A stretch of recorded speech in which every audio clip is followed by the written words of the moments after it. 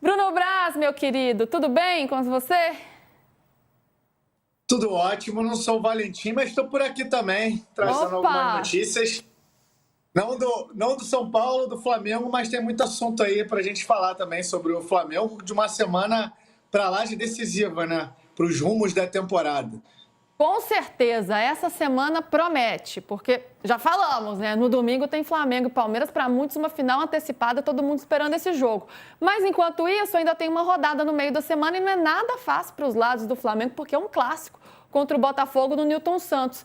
E aí, Braz, o Flamengo teve tempo para treinar, né? Disso não pode reclamar. Não jogou durante a data FIFA, ganhou uns dias de folga. O Felipe Luiz teve todo mundo à disposição, nenhum convocado. Pulgar voltando também, ou seja, todo o elenco. Então ele vai ter que apresentar algo nessa volta aí para tentar restabelecer essa liderança que foi perdida para o Palmeiras. Como é que está essa semana do Mengão, Braz? Bom, boa tarde, Luísa, PVC. A semana dos sonhos para o Felipe Luiz, né? Esse tempo aí, 100 jogos, pô, de um calendário tão cheio aí para o Felipe Luiz. Ele foi, como você falou, ninguém foi convocado, tá sem ninguém no DM. Então, assim, ele não pode reclamar que teve o tempo necessário que ele queria para preparar o time para esses jogos tão decisivos. Muito embora, assim, para o jogo contra o Botafogo ainda restam duas dúvidas. No caso, o Pulgar e o Saul. O Pulgar ele já está recuperado da cirurgia, né, no pé direito. Ele está há bastante tempo já longe dos gramados. Mas o Flamengo está tratando ele com esse retorno dele com muito cuidado. Embora ele tenha treinado com o grupo nos últimos dias, o técnico Felipe Luiz ainda está avaliando se coloca ele já, relaciona ele para o jogo contra o Botafogo ou guarda ele para o jogo contra o Palmeiras. Tem duas questões aí do Pulgar. Além dele estar fora de ritmo de jogo, né? E essa questão física ainda pode estar pegando um pouco, ele está pendurado com 2 cartões amarelos. Então, pode ser que, de repente, o Felipe Luiz opte por preservar ele, e até porque também tem a questão de gramado, né? Muita gente diz que não influencia ou não, mas é a volta dele, é o primeiro jogo dele depois de tanto tempo de lesão. Então, vai ser definida o aproveitamento dele ou não para o jogo contra o Botafogo no treino de amanhã, o último treino, o treino da véspera. O Saul, ele tem dores no tornozelo esquerdo e nos últimos dias ele não conseguiu treinar com o grupo, está fazendo um tratamento intensivo para ficar à disposição. Ele já desfalcou o Flamengo contra o Bahia por conta dessas dores, então ele é uma dúvida importante, né? Já que é um jogador que tem se destacado no Flamengo. São algumas das dúvidas aí que o Felipe Luiz tem para montar. Ele tem, né, muita opção para montar. E esses jogadores que estavam fora, alguns voltando, mas com essas duas pendências aí que o Braz traz para a gente. Ô, Mussete, é um Flamengo que chega, apesar de ser a Semana dos Sonhos, né, como o Braz colocou, pelo tempo para treinar, que é algo que todo treinador pede bastante, é um Flamengo que chega mais pressionado, né, porque chega com uma distância aí de 3 pontos para o Palmeiras, com o mesmo número de jogos. E como teve tempo para treinar, justamente do calendário nesse momento não vai poder reclamar. É uma pressão a mais para esse Flamengo agora, nessa semana? O jogo do Flamengo contra o Bahia era um jogo em que a gente esperava um bom resultado do Flamengo, mas a expulsão do Danilo acabou condicionando a partida. O Palmeiras fez a lição de casa, os pontos estão aí à frente, são relevantes. E o Flamengo teve sim uma queda de desempenho que é natural. A gente espera muito do Flamengo, espera muito do Palmeiras, mas sim o Flamengo deveu um pouquinho nos últimos jogos, mesmo com esse problema do Danilo contra o Bahia. Então é um jogo em que o Flamengo precisa vencer o Botafogo, porque senão vai se complicar.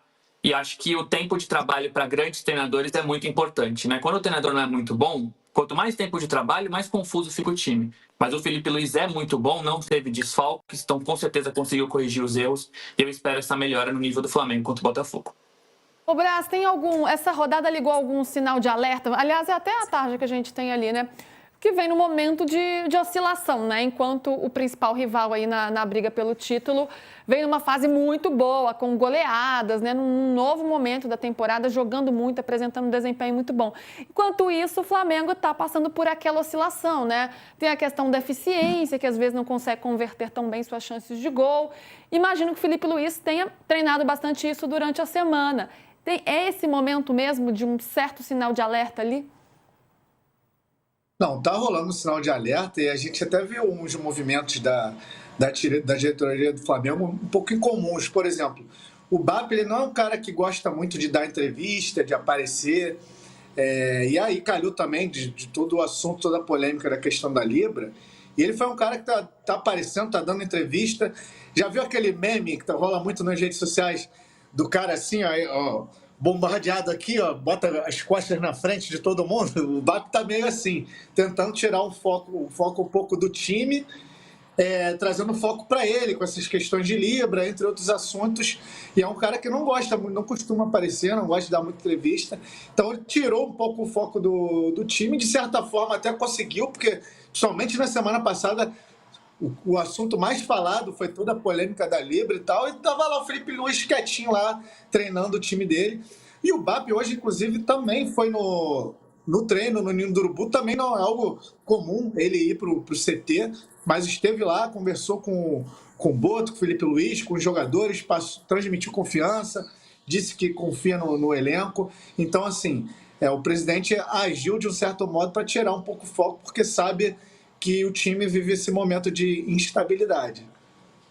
Pois é, foco todo na questão da Libra, do BAP. Landim também apareceu, que andou sumido, né? Todo mundo procurando o Landim para que ele se explicasse sobre a assinatura do contrato do acordo com a Libra.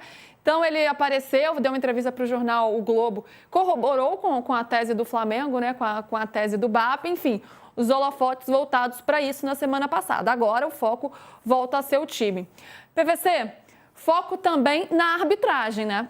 Depois de tanta polêmica, de tanta reclamação, eu imagino que quem entrar em campo como dono do apito vai entrar bastante pressionado. Será que a CBF está preocupada com isso também? Teve essa semana de treinos agora na Granja Comari, até com um psicólogo lá auxiliando os árbitros. Isso vai estar em pauta também no domingo.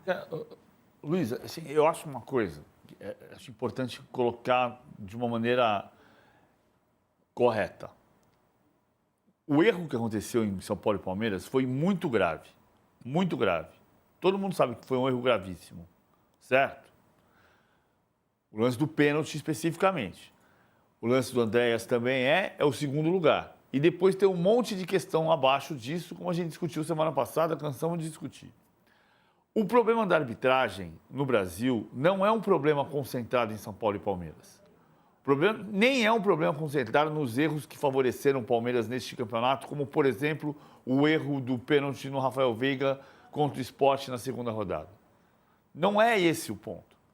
Porque se a gente passar a acreditar que existe um esquema para favorecer um time, como eu disse semana passada, eu vou sair daqui, vou abrir um açougue e vou parar de ver futebol.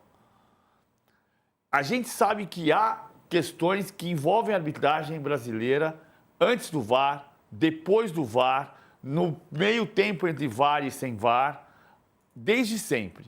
Está fazendo 20 anos da máfia do apito. Depois da máfia do apito, houve uma decisão de Campeonato Brasileiro em que o árbitro foi retirado da decisão, São Paulo e Goiás, porque ele tinha um convite para ir a um camarote no Morumbi na semana seguinte, que era o caso do Wagner Tardelli. E mesmo depois disso, o gol que deu o último título para o São Paulo foi um gol de impedimento do Borges. Depois disso, a gente sabe que em 2009 o São Paulo foi prejudicado por uma decisão da STJD em que se retiraram 3 jogadores do São Paulo das últimas 3 rodadas do Campeonato Brasileiro. Depois, em 2015, o Levir Coupe, técnico do Atlético, dizia que o campeonato estava manchado a favor do Corinthians. Depois, em 2020... o Internacional reclamava com o aval dos comentaristas de arbitragem que o Rodinei foi expulso de uma maneira exagerada no Flamengo Internacional. Neste campeonato, o foco é o Palmeiras. É verdade. Mas a crise da arbitragem tem 50 anos. Ou não tem. Hoje a gente não está falando de crise de arbitragem, entra ano, sai ano, gente reclamando que esse time foi beneficiado e aquele foi prejudicado.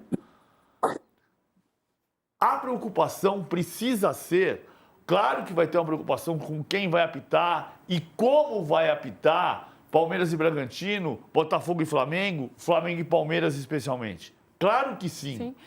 E eu digo isso até porque o árbitro vai entrar muito pressionado no jogo. Mas o problema da arbitragem a gente precisa resolver. E resolver não é jogar nas costas do árbitro toda a pressão que vai existir, ele vai ter que usar de um personagem da minha infância, que era o Batifino, usar minhas coraças de aço.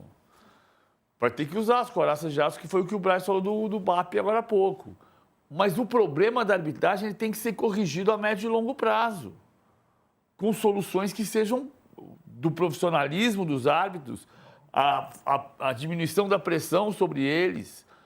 Tem um foco na arbitragem para essa semana e para o domingo? Tem. Tem um foco no que houve de benefício para o Palmeiras no campeonato? Foi só para o Palmeiras? Também não foi. O primeiro erro de arbitragem desse ano foi o pênalti marcado a favor do São Paulo contra o Sport, que o Caleri perdeu. Também não foi pênalti. Então tem erro, rodada após rodada. Tem erro a favor do Palmeiras? Tem. O pênalti no Tapia foi pênalti escandaloso. O pênalti a favor do Palmeiras na segunda rodada contra o Sport foi pênalti, não foi e foi marcado. Mas a solução da arbitragem não passa por jogar mais pressão. Passa por tentar compreender por que é que os árbitros brasileiros muitas vezes apitam bem fora daqui e pessimamente aqui dentro.